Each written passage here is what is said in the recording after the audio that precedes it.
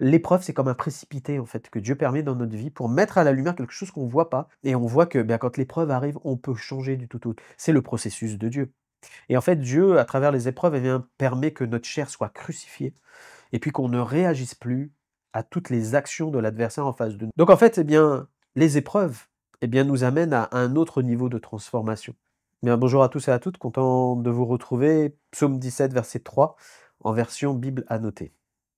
Tu as sondé mon cœur, tu l'as examiné pendant la nuit, tu m'as fait passer par le creuset. Tu ne trouves point de mauvaises pensées, et elles ne passent point par ma bouche. Amen. David, en fait, est en train de dire, oui, je suis sous pression, je suis dans l'épreuve. Et Seigneur, cette épreuve est en train de sonder mon cœur. Mais regarde, Seigneur, même si les pensées peuvent monter, Seigneur, moi, je ne les laisserai pas passer. Et je ne laisserai pas ma vie, vriller, parce que je sais que l'épreuve sert à me transformer. Et j'aimerais qu'on voit ça aujourd'hui.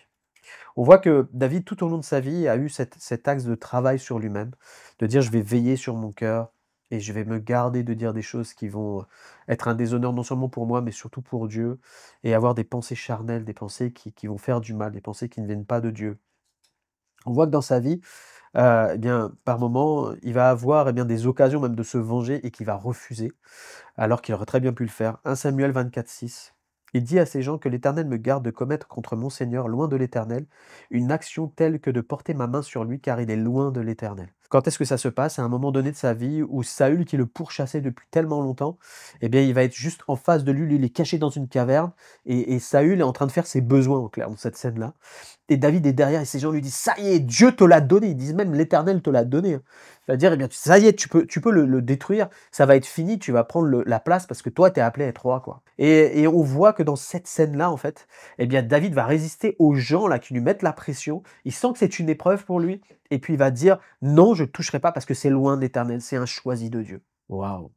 Combien nous, on aurait peut-être fait l'inverse, à dire: «C'est une opportunité, c'est une occasion, je vais pouvoir avancer dans tel et tel domaine et puis, me débarrasser de ceci ou de cela». Mais lui, il a ses yeux sur Dieu et puis il a cette capacité de dire: «Non Seigneur, je refuse les mauvaises pensées, je refuse ce qui peut se passer dans ma vie». En fait, cette mise sous pression va mettre notre cœur à la lumière, les motivations, tout ce qui est caché, et c'est un peu comme les précipités en chimie. Vous savez que quand on veut faire apparaître un produit dans un liquide qu'on ne voit pas au premier abord, on rajoute quelque chose, on fait passer par le feu, et à partir de là, il y a une couleur différente qui va apparaître, et là, on sait qu'il y a tel produit à l'intérieur, et à partir de là, on peut traiter le problème. Et en fait, l'épreuve, c'est comme un précipité, en fait, que Dieu permet dans notre vie pour mettre à la lumière quelque chose qu'on ne voit pas, qu'on croit que nous, tout va bien, et en fait, c'est là où les choses, cachées sont révélées, et que Dieu peut nettoyer notre cœur. Et c'est ce que Jérémie 17 va nous dire, verset 10: «Moi, l'Éternel, j'éprouve le cœur, je sonde les reins, pour rendre à chacun selon ses voies, selon le fruit de ses œuvres. Amen». Et c'est vrai qu'on a toujours l'impression de mieux se connaître que Dieu, mais Dieu nous connaît vraiment. Et on a un exemple comme ça avec Pierre. Matthieu 26, 33, il va dire à Jésus, Tu seras pour moi, tu seras jamais pour moi en fait une occasion de chute. Je vais jamais te renier», en clair, il va dire. Et dans Marc 14, quand il va se retrouver dans la cour alors qu'on a arrêté Jésus, il va dire, la Bible nous dit: «Alors il commença à faire des imprécations, à jurer: "Je ne connais pas cet homme dont vous parlez", parce qu'il a peur de mourir comme Jésus, en fait. Et en fait, quelque temps avant, il va dire: «Je te renierai pas, tous vont te renier, mais pas moi».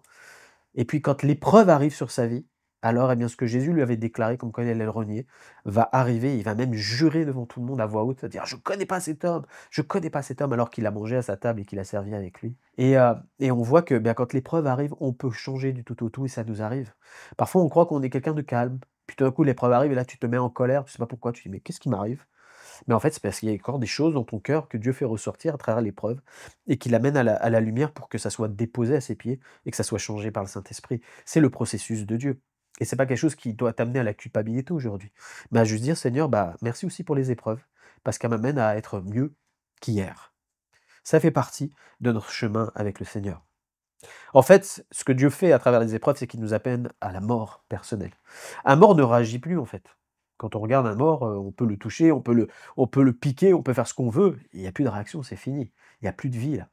Et en fait, Dieu, à travers les épreuves, permet que notre chair soit crucifiée et puis qu'on ne réagisse plus à toutes les actions de l'adversaire en face de nous, les tentations ou les épreuves qui peuvent venir faire l'effet. C'est comme ça qu'on sait qu'on a changé.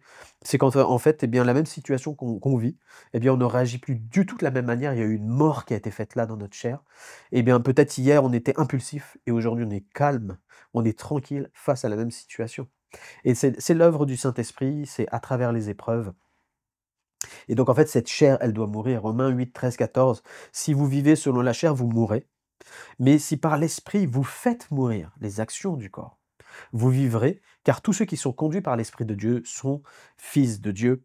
Amen. Donc, en fait, eh bien, les épreuves, eh bien, nous amènent à un autre niveau de transformation. Et peut-être aujourd'hui, eh tu es découragé dans une épreuve, mais j'aimerais vraiment te rassurer, te dire, mais en fait, Dieu est en train de t'amener là entre les mains du potier, et puis il est en train de te façonner. Et tourner sur un tour à longueur de journée, bah, ça fait pas plaisir à n'importe quel vase. Tu as la tête qui tourne à l'arrivée, c'est ça l'épreuve. Mais Dieu sait ce qu'il fait avec toi. J'aimerais vraiment te rassurer. Il sait ce qu'il fait avec toi. Et quand il y a quelque chose qui résiste, il est capable de briser, de recommencer. Ça fait peut-être mal, mais c'est nécessaire. Pourquoi? Parce que frères et sœurs, on prie dans ce sens-là, dire Seigneur, change-moi. Eh bien, Dieu répond à ta prière, mon frère, ma sœur. Ne te décourage pas. Il va faire quelque chose de magnifique avec toi. Il est en train de faire de toi un vase d'honneur dans sa maison. Laisse-le te préparer. Laisse-le bien, agir avec ses mains. Sois malléable, à l'écoute. Ne te replie pas. Mais dis Seigneur, eh bien, fortifie-moi et montre-moi comment avancer dans ce chemin-là. Et viens encore sonder, viens encore changer, viens encore me libérer. Parce qu'après, quand tu vas te retourner, tu vas dire merci Seigneur. Tu ne t'es pas trompé. Tu sais comment faire avec moi. Alors j'aimerais juste prier pour toi aujourd'hui, afin que tu sois encouragé et que tu dises: «Oui Seigneur, moi aussi, je veux veiller sur mon cœur» et puis qu'il n'y ait pas de pensées qui soient là, qui viennent et puis que par ma bouche je dise des choses qui sont mauvaises et c'est peut-être ton cas en ce moment. De dire: «Seigneur, ben, purifie-moi encore davantage parce que je veux te ressembler Jésus». Que Dieu te bénisse. Gloire à toi Seigneur. Seigneur, merci pour ta parole d'aujourd'hui. Seigneur, je prie pour, tous ceux qui sont aujourd'hui dans l'épreuve, afin que ta main les conduise Seigneur et qu'ils soient fortifiés et renouvelés dans leur cœur. Merci parce que tu les amènes à un autre niveau, parce que Seigneur mon Dieu, tu sondes leur cœur et tu les transformes. Je prie Père pour que Seigneur ton esprit règne en eux et que la chair soit crucifiée davantage. Merci Seigneur, parce que Seigneur mon Dieu, encore aujourd'hui, tu vas les encourager. Merci notre Dieu. Gloire à toi Seigneur Jésus. Amen. Que Dieu vous bénisse, on se retrouve demain.